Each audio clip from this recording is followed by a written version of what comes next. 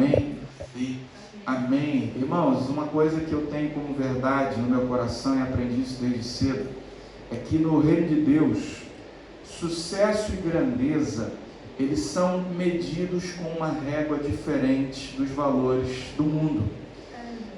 Muitas vezes conversando com colegas de ministério, até pastores mais jovens do que eu, hoje já tenho alguma experiência na caminhada, e quando converso com aqueles que estão ingressando no ministério pastoral, muitas vezes eu observo no discurso e na fala uma visão perigosa. Muitas vezes, e os mais jovens, e eu me incluo nessa categoria, quando iniciei no ministério pastoral, muitas vezes a gente se pauta por critérios errados, critérios esses que vão nos levar ao cansaço e à desistência. Muitos irmãos sabem aqui, já contei essa história algumas vezes, né? Eu fui pastor durante alguns anos, pastor em tempo integral numa igreja local em Lisboa, e passado algum tempo me esgotei no serviço e no ministério pastoral. Uma vez eu ouvi de um pastor mais velho, desse processo difícil que eu atravessei, ele disse para mim assim: João, Deus renova, mas a igreja esgota. A igreja nos cansa porque são pessoas, assim como você, que têm os seus problemas, e pessoas que às vezes estão tão aflitas para que os seus problemas sejam resolvidos, que enxergam em você essa fonte de resolução dos problemas. E se você não for capaz de levar esses problemas das pessoas a Deus, você vai se esgotar, porque Deus é que é a fonte, não é você. E muitas vezes nós nos pautamos por critérios errados, e conversando com colegas de ministério, às vezes mais jovens, às vezes mais velhos, conversando com eles, eu perguntei como é que está a igreja. Eu percebo na fala, eu percebo no discurso, que o caminho que está sendo seguido talvez não seja o mais saudável, né? Como é que está a igreja? Está bem, está crescendo. E a gente associa, a gente atrela o crescimento numérico às vezes a um sucesso, porque no mundo é assim, né? Uma empresa de sucesso é uma empresa que está dando lucro, é uma empresa que está em franco crescimento, não é? E esse é o padrão que muitas vezes a gente adota para a igreja também, quando muitas vezes não é esse o padrão. Na verdade, não é esse o padrão que a gente tem que adotar.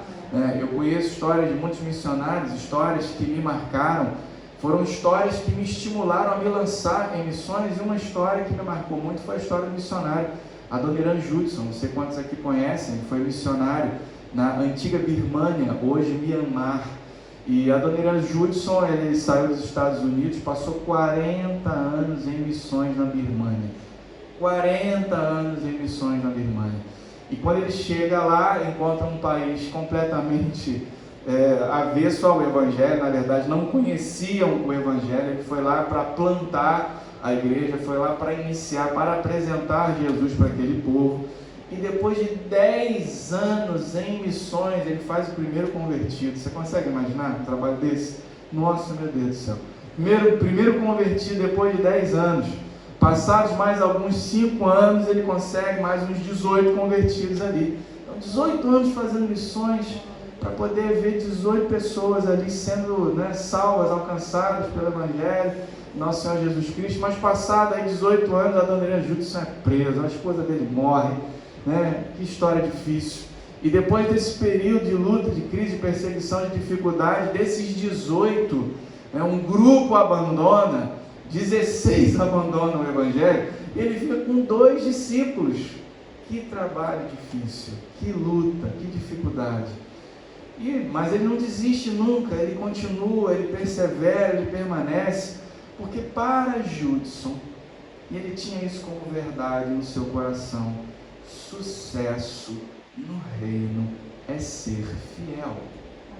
Ele sabia quem o havia chamado, e sabia que quem o havia chamado deu a vida por amor, se entregou por ele. Jesus se entregou, e aqueles que olhavam Jesus na cruz do Calvário poderiam imaginar: nossa, que homem fracassado, né? Isso é uma imagem de fracasso, uma morte tão humilhante, uma morte tão desprezível, depois de 3 anos só fazendo bem. E muitas vezes a gente perde de vista isso. Perdemos de vista que sucesso no reino não está atrelado a números, muitas vezes. Não está atrelado em muitos desses países que foram mostrados aqui no vídeo. É exatamente isso que acontece, perseguição, lutas e dificuldades. Alguns anos atrás, a nossa antiga igreja local lá em Massamá, né, nós tivemos aí a iniciativa de fazer um ano dedicado a missões, e nós viajamos em missões. Os irmãos foram desafiados a isso. Eu fui com um irmão, nós fomos para a Jordânia, passamos ali uma semana apoiando uma missão, conhecemos histórias fantásticas. Um outro grupo de irmãos depois foi para Marrocos, e ali em Marrocos também conhecemos ali um pastor batista que já está ali, naquela altura, naquela época, estava ali há 21 anos em Ceuta, ele, a mulher e mais 5 pessoas, há 21 anos, servindo aos refugiados. Os irmãos sabem ali que Ceuta é uma rota, né, de refugiados ali que vem pelo Marrocos e tentam entrar, né, para a Europa ali pelo Estreito ali de Gibraltar, que é o caminho mais curto entre a África e a Europa. Então aquilo é uma rota migratória já de centenas de anos. Eles tentam entrar por ali. Há pouco tempo atrás ali houve um grupo que conseguiu passar, né, saíram, pularam o muro, conseguiram entrar em Ceuta, né, e ele trabalha ali há 21 anos, e o objetivo dele ali nunca foi ter uma igreja grande, nunca foi ter uma igreja próspera, porque ele sabe que Deus os chamou para trazer o Evangelho para aqueles refugiados. E muitos deles passam pela igreja, muitos são muçulmanos, passam por aquela comunidade, ficam ali, ouvem o Evangelho e depois seguem o caminho. Ele sabe que Deus os chamou para aquilo. Sucesso no reino é ser fiel, irmãos. Os padrões de sucesso que o mundo nos apresenta não podem contaminar o nosso coração a ponto dessa pressão fazer com que nós negociemos a fidelidade. Grandeza no reino não é medida pela autoridade que nós temos sobre as pessoas. Fulano é um grande homem de Deus porque ele tem uma igreja com muitas pessoas, ele tem uma rede com muitos pastores, então é um grande homem de Deus. Na verdade, às vezes nem é um grande homem de Deus. Na verdade, às vezes tem um coração corrupto, corrompido, porque o poder, irmãos, ele tem essa influência sobre nós, às vezes nos desviar dos caminhos e da vontade do Senhor. Grandeza no reino é medida pela humildade e serviço. Jesus nos ensinou isso. Quando você vai no Evangelho de Mateus, é ali uma situação que acontece entre os discípulos. A mãe de Tiago e João, filhos de Zebedeu, se aproxima de Jesus e fala: Senhor, quando você estabeleceu o seu reino? Porque na mentalidade daquela mulher, Jesus era alguém que ia reinar, ser um rei, uma espécie de um Davi, uma reedição de um Davi, né? Um Messias político, alguém que iria libertar os judeus da tirania dos romanos. Então ela chega para Jesus e fala: quando você estabeleceu o seu reino, conceda que os meus filhos, um se sente à sua direita e o outro à sua esquerda. E aí Jesus fala: você não sabe o que você está falando, mulher. Você acha que eles estão preparados para beber do mesmo cálice que eu beberei? E ela fala: claro que sim, porque ela imaginava um cálice, uma mesa com um rei, né, um vinho importado, caríssimo. Mas não era esse tipo de cálice, era o cálice do sofrimento, era o cálice do martírio, era a provação, era a luta e a dificuldade que Jesus iria enfrentar na cruz do Calvário. Você acha que eles estão preparados para atravessar este momento junto comigo? E de fato eles atravessaram aquele momento junto com Jesus, embora confusos, embora sem saber o que estava acontecendo, eles permaneceram fiéis, e a prova disso é que eles estavam lá no cenáculo quando o Espírito Santo é derramado, e eles são os continuadores da obra. Mas esse pedido dessa mulher gera uma discussão entre os discípulos de quem seria o maior entre eles. Jesus então explica: vocês veem os governantes, as autoridades, né? Eles acham que grandeza e poder é domínio, mas entre vocês não será assim. Observem o meu exemplo, olhem para mim. Jesus fala isso: o maior dentre vocês seja o que sirva, seja o mais humilde, seja o servo dos irmãos. E Jesus então está dizendo para eles e para nós também: você quer ser grande no reino? Então seja humilde, aprenda a servir. E isso não é só no contexto eclesiástico que eu falo, né? Quando eu falo reino, quando você entrega a sua vida ao Senhor, você está fazendo parte do reino de Deus. E daquele momento em diante, é uma visão diferente, é uma visão transformada. E quando você aprende essa verdade que Jesus nos ensinou, você aprende a ser fiel nas pequenas coisas.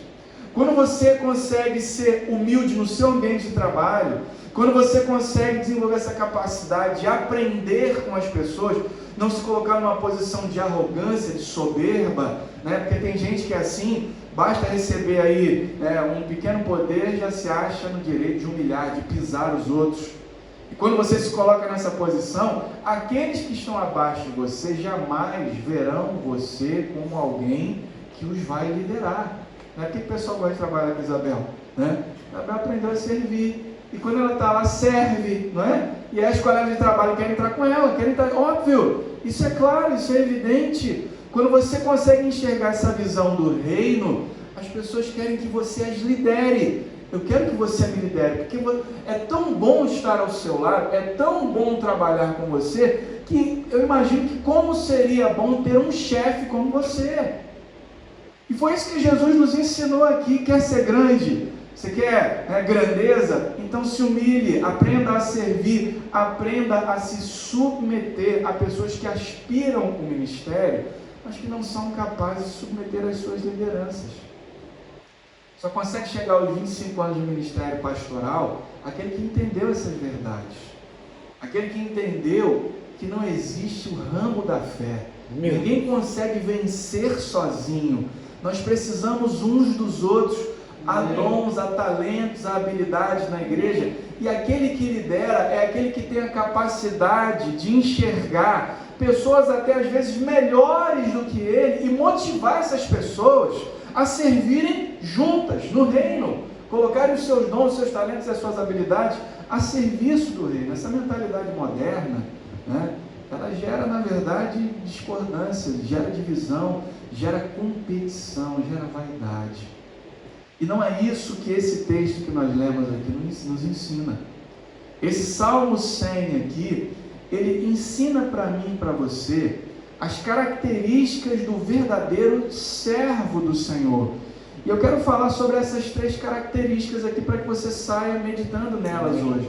Será que essas são características que fazem parte da sua vida? Será que você conseguiu enxergar essas verdades? Será que você vive de acordo com essas verdades, não apenas na igreja, mas lá no seu trabalho, na sua vizinhança, no meio da sua família?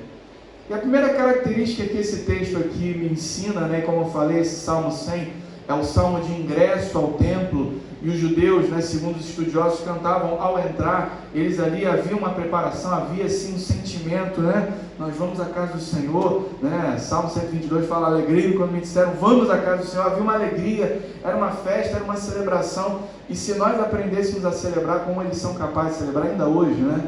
Ainda hoje eles celebram com muita festa. O povo judeu é um povo que celebra tudo, festeja tudo, né? E a gente tem que aprender a celebrar a Deus dessa mesma maneira. E quando eles estavam ali para entrar no templo, eles dizem, celebrai com júbilo ao Senhor todas as terras. E no versículo 2 ele diz aqui, servi ao Senhor com alegria, apresentai-vos diante dele com cântico. E a primeira característica que eu observo aqui no texto, né, um verdadeiro servo, ele serve a Deus com alegria.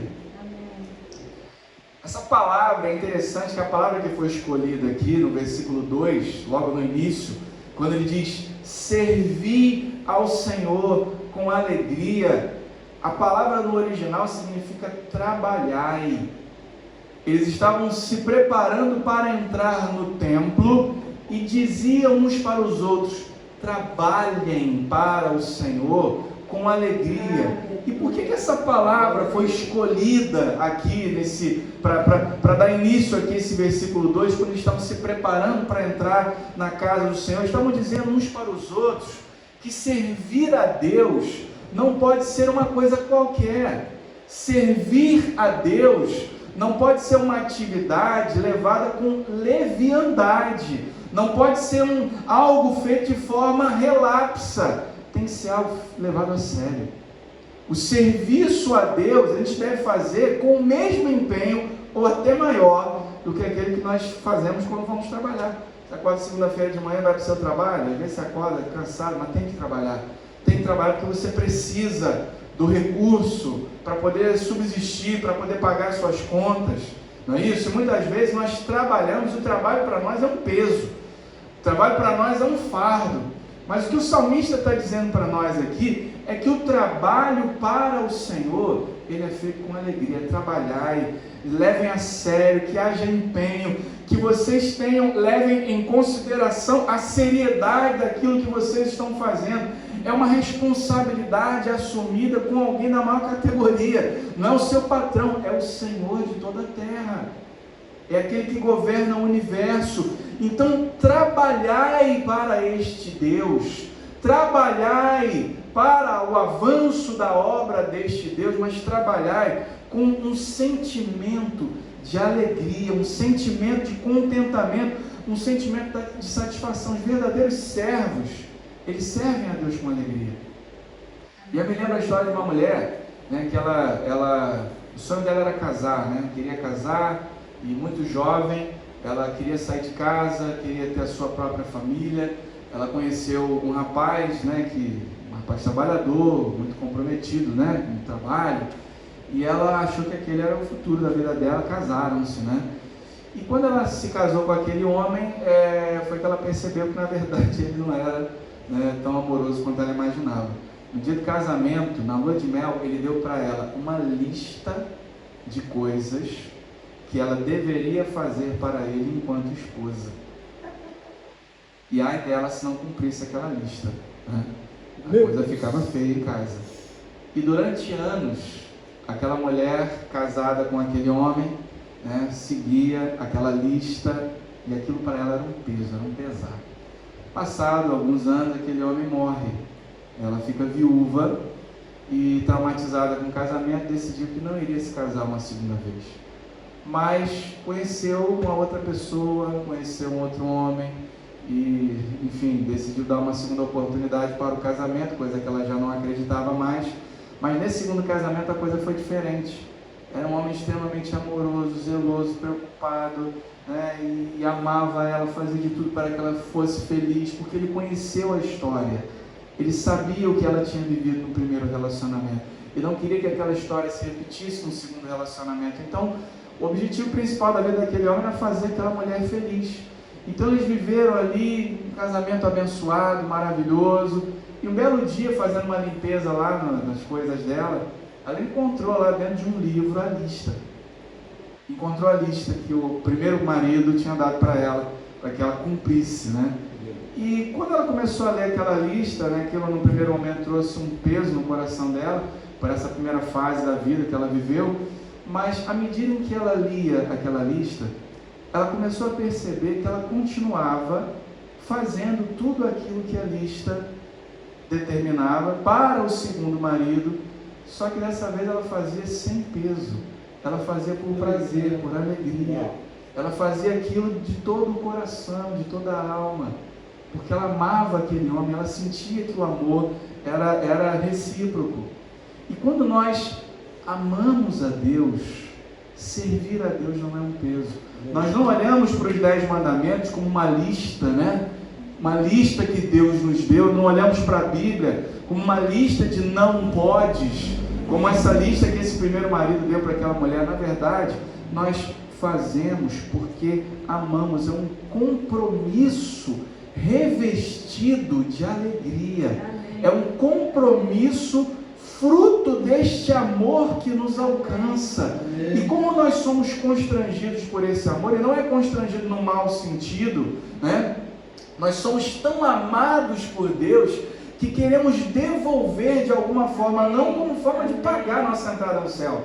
A gente faz isso porque somos tão amados que queremos que esse amor alcance outras pessoas. Queremos que a nossa vida seja um reflexo disso. Queremos que a nossa igreja local espelhe esse amor que nós recebemos de Deus. Então nós servimos de forma comprometida, servimos a Deus de uma forma zelosa. Um verdadeiro servo serve com alegria. Uma vez eu estava ouvindo uma meditação no momento dos dízimos e das ofertas que me fez muito sentido. A pessoa que estava conduzindo aquele momento ali abriu em João 3,16, né? Eu falei, o que ele vai falar, né? dízimos e ofertas, João 3,16, porque Deus amou o mundo de tal maneira que deu o seu Filho unigênito para que todo aquele que nele crê não pereça, mas tenha a vida eterna. E aquele homem disse o seguinte: é possível dar sem amar, mas é impossível amar sem se doar, sem entregar. Quando você ama de verdade, esse amor, porque Deus amou ao mundo de tal maneira, ou seja, amou o mundo de uma forma tão intensa, tão profunda, que deu. A expressão maior do amor de Deus foi uma dádiva, foi uma entrega. Então, quando você ama de verdade, você entrega de si mesmo. Você entrega aquilo que você tem de melhor. Essa é a prova do amor verdadeiro. É a entrega, né? E aí ele fez uma ilustração que eu achei super interessante. Quando você se casa com alguém, que você está casado, não há necessidade de uma lei, não há necessidade que o governo decrete uma lei. Olha, vocês se casaram? Então há uma lei aqui do casamento que o marido tem que contribuir com 50% e a esposa com 50% para que vocês possam pagar as suas contas. Existe essa lei? Não. Quando você se casa, imediatamente o que é seu é dela, o que é dela é seu, né? Vocês agora vivem uma vida em comum, em conjunto. As despesas são dos dois, mas as alegrias também são dos dois, as vitórias também são dos dois. Tudo é partilhado, não há necessidade de uma lei, porque há amor, e quando há amor, há uma entrega total. Mas quando há um divórcio, acabou o amor, né? É porque houve algo ali e o amor acabou. Aí há a necessidade da lei. A lei precisa determinar quantos % do salário de um ou de outro tem que ser destinado para que o outro possa subsistir, não é assim? Aí tem lá a pensão de alimentos, não é? Que o governo, a lei tem que entrar aí, porque quando acaba o amor, a lei tem que entrar para legislar sobre aquela situação. No Antigo Testamento havia uma lei, não é? Qual era a lei? A lei do dízimo, 10%. Mas no Novo Testamento, os discípulos entenderam tanto essa necessidade da contribuição que eles faziam o quê? Vendiam todas as suas propriedades e bens e colocavam aos pés dos discípulos para que fosse administrado conforme as necessidades dos irmãos, não é? Eles entenderam que quando há amor, há entrega. Amém. O verdadeiro servo serve com esse espírito de entrega, esse espírito de alegria. A segunda coisa que eu aprendo aqui nesse texto é que um servo, um verdadeiro servo, ele serve de forma altruísta. Versículo 3 diz assim, olha: sabei que o Senhor é nosso Deus, e se Ele é nosso Deus, foi Ele quem nos fez, e dele, tua vida não é tua, a tua vida pertence a Deus, tudo que você tem pertence a Deus. Aí tem aquela parábola dos talentos, né? Que um rei sai, um homem muito poderoso, muito rico, e distribui os seus bens para que fosse administrado, não é? Os bens eram dos servos? Não, os bens eram de Deus, que os entregou para que eles administrassem. Na verdade, tudo que nós temos não é nosso. Nosso casamento, nossos filhos, nosso trabalho, os nossos recursos financeiros, Deus nos concede a bênção, a dádiva de administrar aquilo que é dele. Então, o verdadeiro servo, entendendo isso, ele serve de forma abnegada, de forma altruísta. Altruísmo é o contrário de egoísmo. Uma pessoa egoísta é aquela que retém tudo para si, não divide nada com ninguém, não pensa nos outros, não pensa nas pessoas, só pensa em si mesmo, só pensa no seu próprio benefício. Uma pessoa altruísta é aquela que se sacrifica em prol de outros. Sacrifica às vezes sonhos, projetos pessoais, em favor de algo maior do que ele, maior do que ela mesma. O que o salmista está dizendo para nós aqui é que nós nunca podemos nos esquecer que as nossas vidas pertencem a Deus. Então, se pertencem a Deus, nós não podemos colocar as nossas necessidades em primeiro lugar. São as necessidades de Deus, são os propósitos de Deus. E ao tomar uma decisão na minha vida, quando eu vou decidir algo, o que eu tenho que colocar em pauta de oração é de que maneira aquilo glorifica a Deus. Isso glorifica a Deus de alguma forma? Isso glorifica a Deus? Não, não glorifica a Deus. Então não é esse o caminho que eu tenho que seguir. Não é essa a decisão que eu tenho que tomar. Um servo nunca faz nada visando apenas o seu próprio interesse. Eu acho lindo, né, o resumo da lei, de toda a lei, quando a pessoa vai lá um fariseu questionar Jesus, né, qual é o maior mandamento da lei? Aí ele fala, o maior mandamento da lei é amarás o Senhor teu Deus de todas as suas forças, de toda a tua alma, de todo o teu entendimento. E o segundo, é tão importante quanto esse, amarás o teu próximo como a ti mesmo. O que Jesus, o que a lei, o resumo da lei está dizendo é o seguinte: amarás o teu próximo como a ti mesmo. Quando há uma demanda entre aquilo que te beneficia apenas a você e algo que beneficia a maioria dos irmãos, você vai tomar uma decisão. E dentro daquela decisão, se você for por esse caminho, é benefício para você e prejuízo para os demais. Mas se você seguir esse outro caminho aqui, é benefício para os demais, mas é prejuízo para você. Quando você ama o teu próximo como a ti mesmo, você é capaz de colocar o benefício coletivo acima do benefício próprio. E quando você toma esse tipo de decisão, você vê a sua comunidade e as pessoas que estão ao seu redor, a sua família, o seu trabalho, a sua igreja florescerem. Imagina se todo mundo pensasse assim. Imagina se cada um de nós pensasse assim. Como é que esse mundo seria um lugar melhor? Se nós fôssemos capazes de amar o nosso próximo como nós amamos a nós mesmos. Se nós fôssemos capazes de amar a nossa comunidade se nós fôssemos capazes de pensar nas necessidades da nossa comunidade, assim como nós pensamos nas nossas necessidades, e colocássemos o mesmo peso, imagina, a gente não teria a menor dificuldade em contribuir financeiramente, a gente não teria a menor dificuldade em contribuir com os nossos dons, com os nossos talentos, com a nosso compromisso de ser útil, de servir. Tem uma história que se conta, né? E essa é uma lenda portuguesa. Não sei se vocês conhecem a história da sopa da pedra de Almerim. Não sei quantos já foram em Almerim. Existe uma lenda que envolve a sopa da pedra de Almerim. Lá na praça principal, fica ao norte essa cidade, Almerim, e lá na praça principal existe uma estátua de bronze de um frade, né? E esse frade tem uma panelinha com uma pedra lá dentro. E essa sopa da pedra, ela é famosa aqui em Portugal. Não sei se você já provou, eu já comi. É maravilhosa, mas é uma sopa que você comeu aqui e caiu ali, pesadíssima, né? Super carregada, leva feijão, batata, leva de tudo ali naquela sopa. Mas é maravilhosa.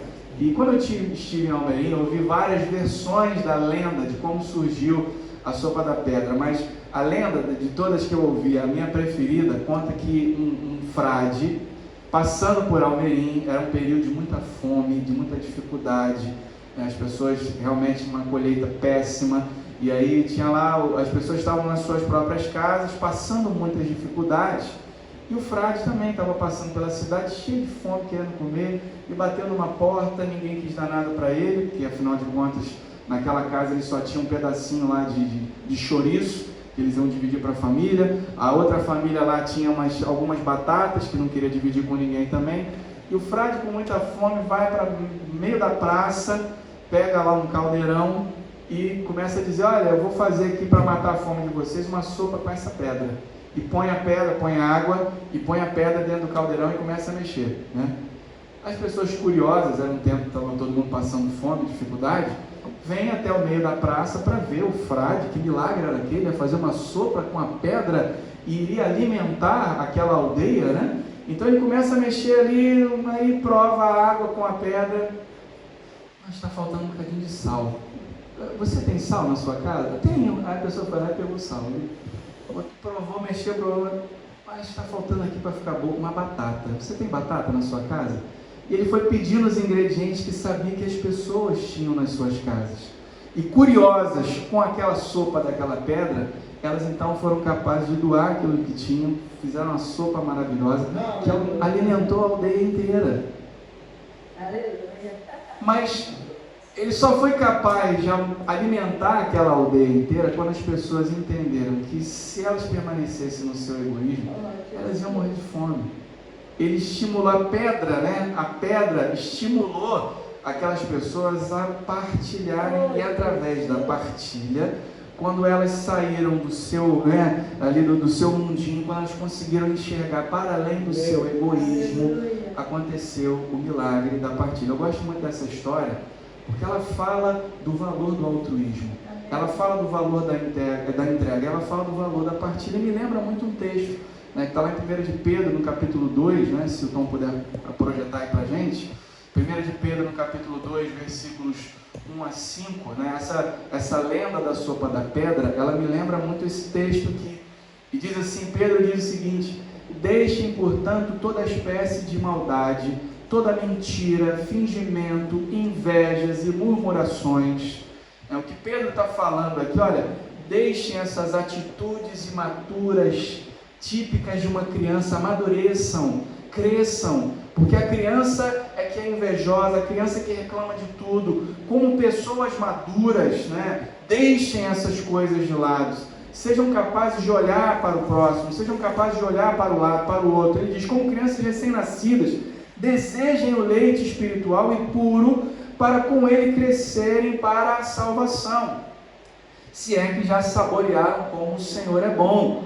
Aproximem-se do Senhor, que é a pedra viva, né? Foi a curiosidade pela pedra que mudou a vida da aldeia. Então aproximem-se dele, ele é a pedra viva, rejeitada pelos homens, mas escolhida e de muito valor aos olhos de Deus. O mundo, ele rejeita os valores de Deus, não é isso? A sociedade rejeita humildade, não, ninguém vai pisar em mim. Serviço, não, eu quero que me sirvam.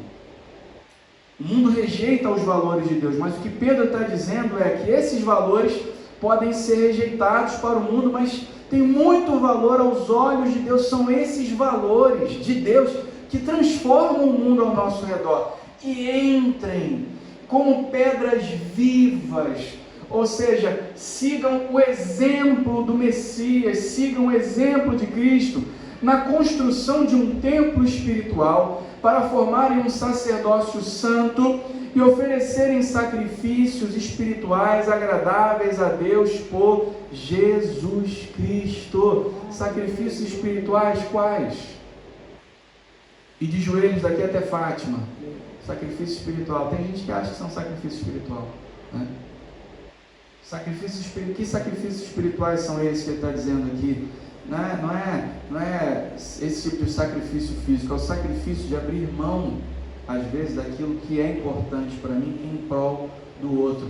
É o chamado martírio branco, né? Os pais da igreja, eles falavam que havia dois tipos de martírio, né? O martírio vermelho. Que martírio é esse? Morrer pelo Evangelho, e muitos morreram pelo Evangelho no passado, por serem cristãos, foram sacrificados. Pedro foi martirizado, martírio vermelho, né? Os discípulos, a maioria deles, cada um morreu de uma forma diferente. O único que morreu de velhice foi João, né? Os demais, todos eles foram martirizados. Mas os pais da igreja diziam que há um outro tipo de martírio, né? Não apenas esse martírio de morrer pelo Evangelho, mas há um martírio branco, que é de viver pelo Evangelho. É que a sua vida inteira seja um sacrifício vivo, santo e agradável a Deus. Moldar, deixar-se moldar à semelhança de Cristo, viver para a glória de Deus. E assim que o verdadeiro servo vive. Um servo nunca pergunta: o que eu ganho com essa decisão? O que eu ganho com isso? Um verdadeiro servo, ele sempre pergunta: o que o reino ganha? Então, se ele ganha muito, vamos entregar muito. E a terceira e última lição que eu aprendo aqui está no versículo 3, quando ele diz o seguinte: sabei que o... versículo 4: entrai por suas portas com ações de graça, e nos seus átrios com hinos de louvor. Rendei-lhe graças e bendizei-lhe o nome. Entrai, e aqui eu chamo a sua atenção para esse verbo, né? Entrai por suas portas com ações de graça. Que ele estava dizendo uns para os outros: olha, não quero ver ninguém triste aqui, hein? Nós estamos entrando no templo do Senhor. Então entrem, que já na entrada, no caminho já estavam celebrando, já era uma festa, né? No caminho, imagina um trio elétrico, Salvador, Bahia, Carnaval, consegue imaginar? A alegria deles era muito maior que essa, na procissão que os levava até o templo do Senhor. Então eles estão ali dizendo uns para os outros: entrem, olha, aconteceu alguma, brigou com a esposa, está sem dinheiro para pagar as contas, a colheita foi ruim, não interessa, porque agora estamos entrando na presença do Senhor. Então entrem com ações de graça, entrem com alegria. E a terceira e última lição que eu aprendo aqui com o salmista é que um servo, verdadeiro servo, ele procura oportunidades para servir. Ele procura oportunidades. Entrem com ações de graça, já pisem com atitudes positivas. Já comecem, está dizendo aqui, comecem esse trabalho, esse serviço aqui, uma atitude proativa. O que eu posso fazer? Como eu posso? Estou entrando na presença do Senhor. O que de melhor eu posso oferecer? O que de melhor eu posso dar para o meu Deus? Um servo, ele é proativo. E ele está sempre atento às oportunidades de ser útil com os seus dons e com os seus talentos.